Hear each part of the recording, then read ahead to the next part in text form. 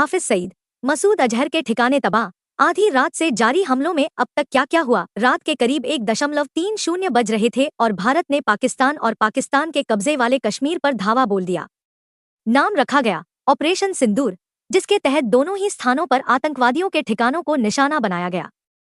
भारतीय सेना की इस स्ट्राइक ने लश्कर-ए-तैयबा, जैश-ए-मोहम्मद, जमात-उद-दावा जैसे संगठनों को भारी नुकसान पहुंचाया है। रक्षा मंत्रालय ने कहा, मिलाकर 9 स्थानों को निशाना बनाया गया था। भारत ने साफ कर दिया था कि किसी भी सैन्य ठिकाने को निशाना नहीं बनाया गया है। भारतीय सेना ने जम्मू और कश्मीर के पहलगाम में हुए आतंकवादी हमलों के जवाब में यह कार्रवाई की है। 22 अप्रैल को आतंकवादियों ने बैसर्न घाटी में 26 लोगों पर ताबड़तोड़ गोलियां चलाकर मौत के घाट उतार दिया था। भारतीय हमले की 10 बड़ी बातें। कहाँ हुए हमले? मरकज सुभान अल्लाह, बहावलपुर जैश, मरकज तैयबा, मुरिद के लश्कर-ए-तैयबा, सर्जिल, तेहरा कला, जैश-ए-मोहम्मद। ऑपरेशन सिंदूर का असर। खबर है कि ऑपरेशन सिंदूर के जरिए भारतीय सेना ने लश्कर का मुख्यालय अजहर के 4 मदरसे तबाह कर दिए हैं। इसके अलावा सबसे बड़ा निशाना मुरिद के स्थित मस्जिद को बताया जा रहा है, जहां लश्कर का खासा प्रभाव है। जबकि मीडिया रिपोर्ट्स के अनुसार पाकिस्तान सिर्फ 3 ठिकानों की बात स्वीकार कर रहा है, इनमें बहावलपुर, कोटली और मुजफ्फराबाद शामिल है। भारत के हथियार। भारत ने प्रिसिशन एयर स्ट्राइक्स की मदद से आतंकवाद पर गहरा प्रहार किया है। इस दौरान भारतीय सेना ने स्कैल्प मिसाइल्स, हैमर बम का इस्तेमाल किया था। साथ ही खबरें हैं कि भारत ने अत्याधुनिक लड़ाकू विमान राफेल से भी आतंकी ठिकानों को निशाना बनाया है। दहशतगर्द थे रडार पर। भारत की तीनों सैन्य सेवाओं ने ताजा स्ट्राइक खासतौर से आतंकी ठिकानों पर की है। ऑपरेशन के दौरान खासतौर से बहावलपुर में जेम, मुरिद के में लेट पर अटैक किया गया। बहावलपुर लंबे समय से आतंकवादी मसूद अजहर का बेस रहा है।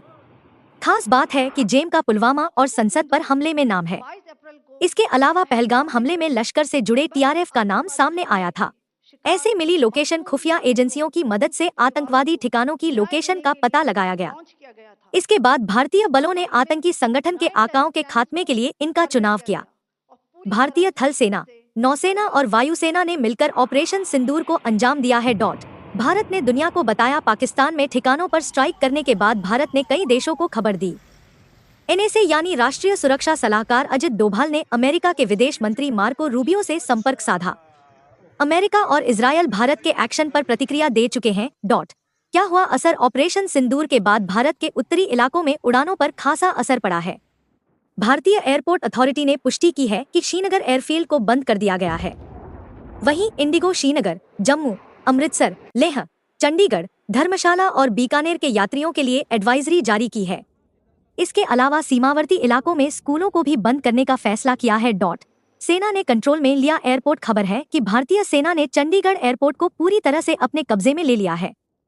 इसके बाद एयरपोर्ट से उड़ानों का संचालन एकदम बंद कर दिया गया है। भारतीय सेना की तैयारी। सेना ने 7 मई तड़के 1:49 बजे ऑपरेशन पूरा होने के मीडिया को एक बयान जारी किया। इसमें 9 स्थानों पर एयर स्ट्राइक करने की पुष्टि की गई है। करीब 10 बजे प्रेस ब्रीफिंग में इसकी पूरी जानकारी मीडिया को दी जाएगी। एयर स्ट्राइक के पहले पूरे सामरिक सिस्टम को अलर्ट कर दिया गया था। पाकिस्तान के किसी भी संभावित प्रतिक्रिया से निपटने के लिए सैन्य सुरक्षा बल पूरी तरह तैयार हैं। पाकिस्तान का रिएक्शन। भारत की इस कार्रवाई पर पाकिस्तान के प्रधानमंत्री शहबाज शरीफ ने कड़ी प्रतिक्रिया दी है। वह समय आने पर जवाबी कार्रवाई करने की बात कर रहे हैं। इधर एलओसी यानी नियंत्रण रेखा पर पाकिस्तानी सेना ने अंधाधुंध गोलीबारी की, जिसमें 3 भारतीय नागरिकों की मौत हो गई है।